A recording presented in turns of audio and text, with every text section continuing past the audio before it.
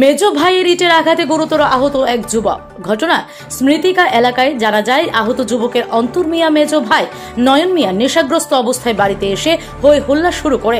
এতেই বাধা দেন অন্তর মিয়া। তারপরেই নয়ন মিয়া একটি ইট নিয়ে তার মাথায় আঘাত করে। এতেই রক্তাক্ত হন যুবক। ঘটনার পর নয়ন মিয়া বাড়ি থেকে পালিয়ে যান। বর্তমানে আহত যুবক আইজিএম হাসপাতালে চিকিৎসাধীন। ব্যুরো রিপোর্ট, নিউজ অনুসন্ধান। ঘটনাটা স্যার হয়েছে, আমার ছেলে একটা নেশা। আমার ছেলেটা আমার লোকে বাড়ির থেকে তরকারি দিয়ে আমার মার বাড়ি থেকে আর হ্যাঁ সেটা তারা মারা হয়েছে।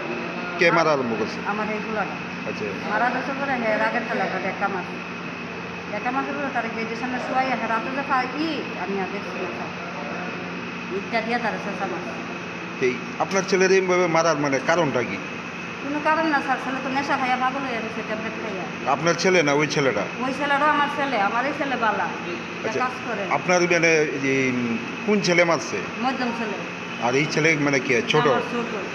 এ বড় মানে মধ্যম ছেলে কি মানে নেশা করে সবসময়? নেশা করে স্যার। আচ্ছা তার লগে গিয়ে ট্যাবলেট খাইছে, খাইয়া অনেক কমবে যায় যাবে। মানে কি নেশা করে? মনে আপনার নেপটেন করি যায় মনে পাইছি। আচ্ছা, আমি দেখছি না, আমি কাজ করি সারাদিন। এমনিতে নেশা যে করে আপনারা জানেন? এর মধ্যে দিয়ে স্যার আমি 3 মাস সেন্টারে রেখে আনছি। 3 মাস সেন্টারে কাজ হয়েছে নি? কোথায় আবার ধরে লেগেছে। এমনিতে ছোট ছেলে কি কোনো নেশা করে? না না, আমার ছেলেটা ভালো জোগালি কাজ করে। হের লগে মানে ঝামেলাটা কি নিয়ে হয়েছে? কুচিলের আমার স্যার ওই দেখেন না আমার বাইরে এই মাথার মধ্যে মানে কি দিয়ে আঘাত করছে? ইট দিয়ে ইট মনে 70 মনে করা ছিল। 70 দিয়ে শোয়াই আর এটা কি বাড়ির মধ্যে ওই? এটা না, আমার বাড়ির গেটটার সামনে। আচ্ছা, এখন অবস্থা কিরকম ছেলে? বলতে পারি না তো।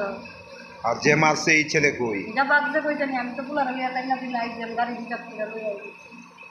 এমনিতে বাড়ি কোন জায়গা? বাড়ি বড়ার এই ছেলের নাম কি? এই ছেলের নাম অন্তর অন্তর। মিয়া। আর যে ছেলে মারছে? নয়ন মিয়া। নয়ন মিয়া এমনিতে কিছু করেনি? জোগালি কাজ করে। ড্রেসিং করতে